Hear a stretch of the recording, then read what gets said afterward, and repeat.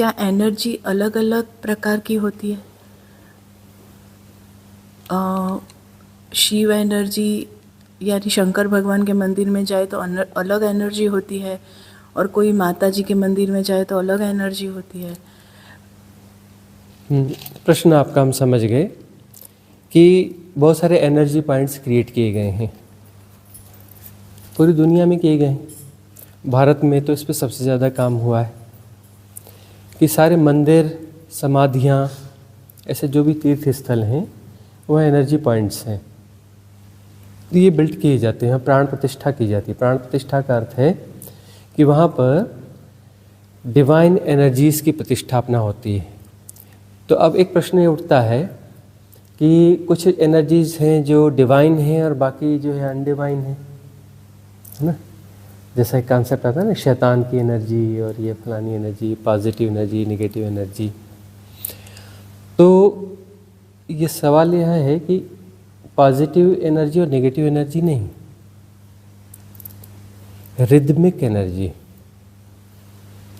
कौन सी energy? Rhythmic energy.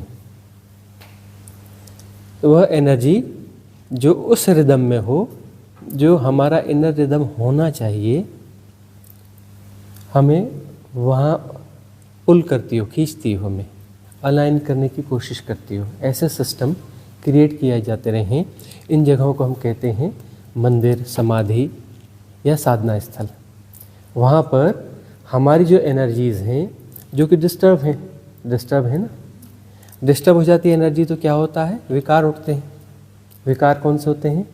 काम, क्रोध, मद, लोभ, मोह, दंभ, दर्प, गर्व, अहम, ईर्ष्या, द्वेष, बैर, मात्सर्य, घृणा, भय, प्रमाद, ये सब विकार हैं। विकार का क्या अर्थ है? कि एनर्जी वही है, उसके डायरेक्शंस चेंज हो गए हैं, है ना। उनका अलाइनमेंट बिगड़ गया है, रिदम बिगड़ गई है, वो किसी और रिदम को फॉलो कर रहे हैं। तो गौर से देखो तो सब रिदम का खेल है। पूरी सृष्टि, पूरी कायनात रिदम का खेल है। जो रिदम होनी चाहिए वह रिदम है नहीं, खोज उसी की है। और वह रिदम हमें पुकारती है, हमें आकर्षित करती है। वह रिदम मौजूद है, हमें आकर्षित करती है, लेकिन हम उसे ढूंढ नहीं पाते कि वह है कहाँ। कहाँ से ऐसा कुछ होगा कि हम अपनी बिगड़ी हुई रिदम को अलाइन कर लें, सुधार लें अकॉर्डिंग टू कॉस्मिक रिदम। जो कॉस्मिक रिदम है उसके अनुकूल हम कैसे आ जाएं। और कोशिश सारी यही है। कोई व्यक्ति खूब धन कमा रहा है तो उसे लगता है कि खूब धन हो जाएगा तो मैं बड़े आराम से मज़े से रहूँगा उसके बाद में। क्यों? क्योंकि मुझे टेंशन कुछ होगा ही नहीं। अब उसके बाद मेरा अंदर का फियर जो है ख़त्म हो जाएगा। सबसे बड़ा फियर ये है ना कि रोटी मिलेगी कि नहीं। धन है तो चिंता नहीं, रोटी आ जाएगी। मकान का क्या होगा, कोई चिंता नहीं, सब कुछ हो जाएगा। धन होगा तो सब कुछ हो जाएगा। अब बहुत से लोगों के पास धन हो जाता है लेकिन वह चीज़ नहीं मिलती तो फिर डिससेटिस्फाइड हो जाते हैं कि भाई रिदम तो बनी नहीं। इसके बाद रिलैक्स रहेंगे, रिलैक्सनेस तो आई नहीं। कोई बोलता है कि बड़े पद पे पहुंच जाऊंगा तो उसके बाद तो सब कुछ ठीक ही ठीक हो जाएगा, सब मस्त हो जाएगा। पहुंच जाते हैं बहुत लोग। अब एक उदाहरण हमें पसंद है तो पसंद है भाई, किसी बड़े उदाहरण को ही तो पकड़ना पड़ेगा ना। 3 बार प्रधानमंत्री रहे आए, सबसे बड़ा पुरस्कार मिला, और जो है उनके जीवन पे बहुत सारी किताबें लिखी गई। लोग कहते हैं वाह क्या पर्सनालिटी है। और पर्सनालिटी कविताएं लिखती हैं। क्या लिखती है कविताओं में? हर कविता में 2-4 लाइनें आ जाती हैं। जीवन बीत गया, जीवन रीत गया, जीवन बीत गया, जीवन रीत गया। जो करना नहीं था वो किया, जो करना था वो किया, उसका पता ही नहीं चला। जीवन बीत गया, रीत गया, ख़त्म हो गया। प्रधानमंत्री बन गए 3 बार और बनना था नहीं, बनना कुछ और था। इतनी किताबें लिख गई, इतने पुरस्कार मिल गए, क्या करेंगे पुरस्कारों का? क्या करोगे पुरस्कारों का? वो तो समझ में ही तब आया जब बीत गया और रीत गया, बस कविताएं लिखने को रह गई। बाद में तो कविता लिखने लायक भी नहीं रहे, मुंह से आवाज़ भी निकलनी बंद हो गई, हाथ पैर चलने बंद हो गए, व्हील चेयर पे आ गए, है ना। सब आंखें खुली रहती थी, सिर्फ देखना भर होता था, बाकी कुछ नहीं। और मेधा थी, प्रतिभा थी, मेधा थी, प्रतिभा थी। अब हमारे पारिवारिक संबंध भी रहे उन व्यक्ति से, तो पर्सनालिटी अच्छी थी, ऐसा नहीं है।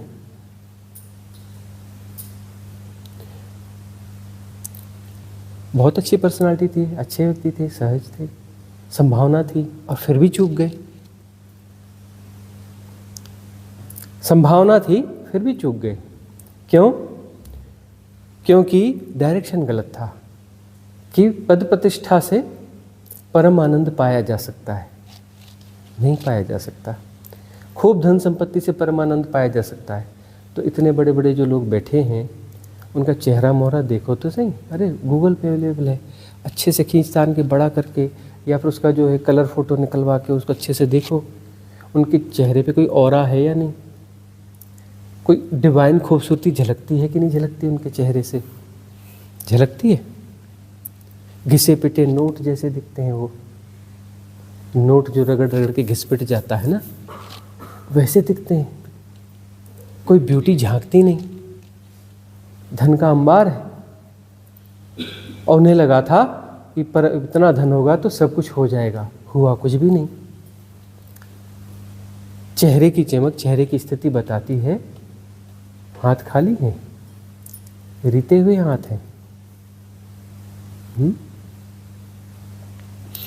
तो वह भी वे नहीं है। वे क्या है?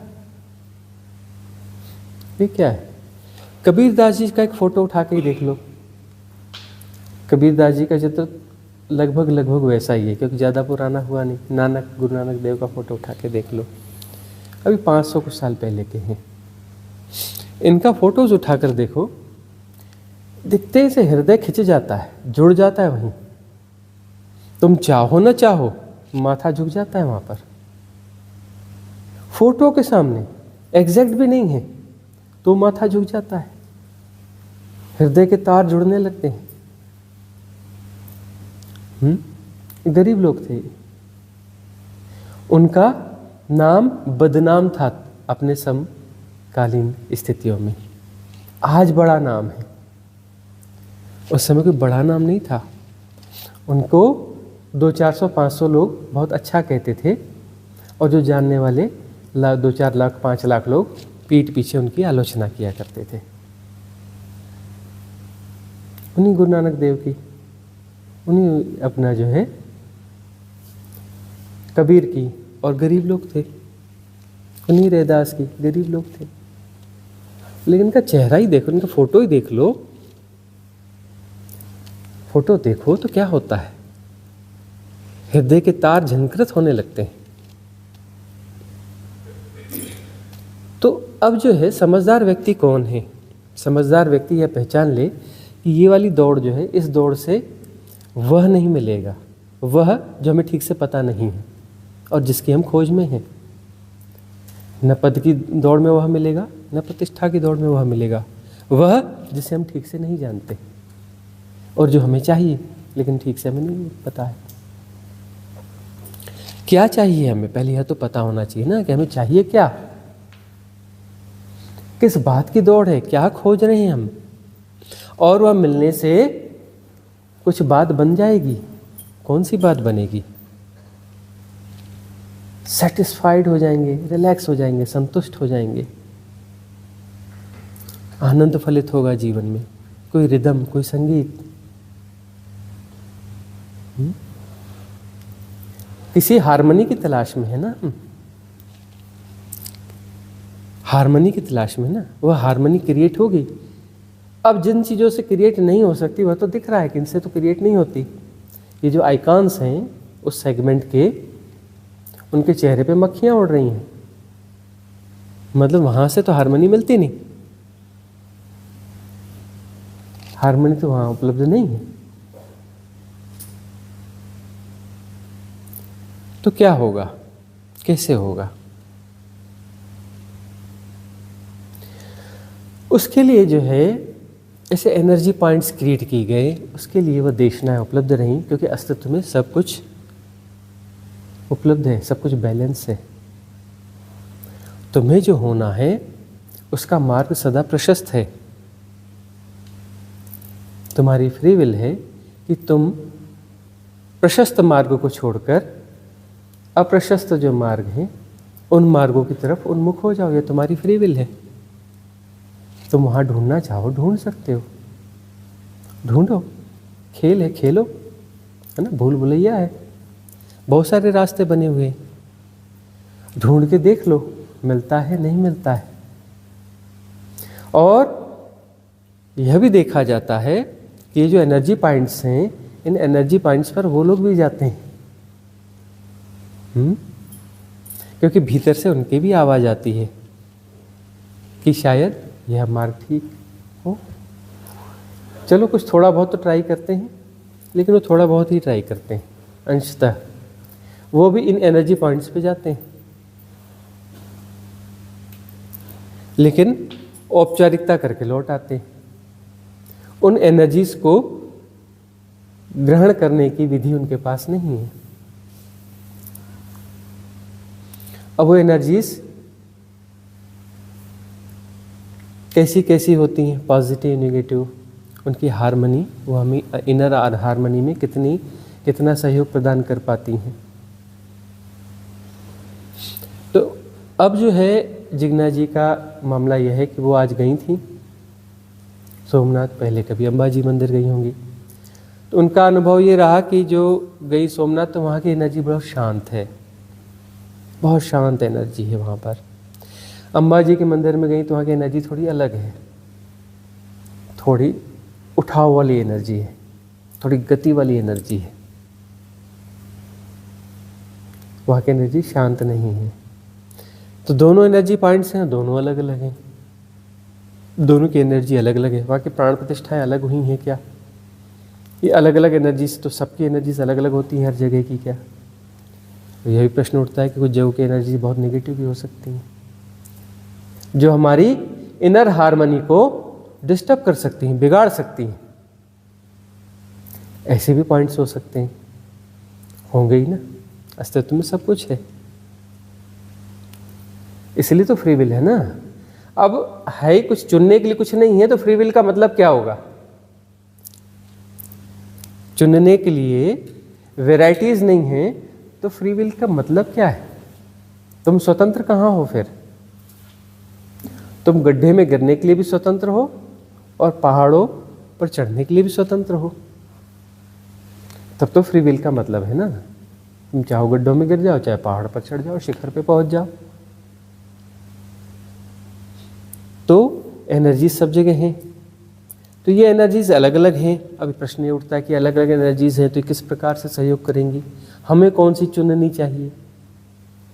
हमें कौन सी एनर्जी चुननी चाहिए? जहां भीतर की हार्मनी डिस्टर्ब हो रही है, उस एनर्जी को तो नहीं चुनना चाहिए। सभी मंदिर हैं तो सभी मंदिरों में जाना चाहिए क्या? नहीं। सभी साधना केंद्रों में जाना चाहिए क्या? नहीं। अब जो है, जब एक ही है तो षड दर्शन की क्या जरूरत है? 6 मार्ग बता दिए गए और उनकी भी न जाने कितनी शाखाएं हैं। आत्मोपलब्धि के लिए, आत्मज्ञान के लिए षड दर्शन दे दिए गए, 6 मार्ग दे दिए गए। अब 6 मार्ग दिए गए तो सबकी एनर्जी का जो सिस्टम है वो अलग ही होगा ना, उनकी विधियां अलग होंगी, वहाँ की एनर्जीज अलग होंगी। हमें अपना टाइप ढूंढना पड़ेगा कि हमारा टाइप कौन सा है, हम कहाँ से रेजोनेंस फील कर पा रहे हैं। तो यहाँ रेजोनेंस की बात आती है, हमारा रेजोनेंस कहाँ पर बन पा रहा है, किस एनर्जी के साथ बन पा रहा है।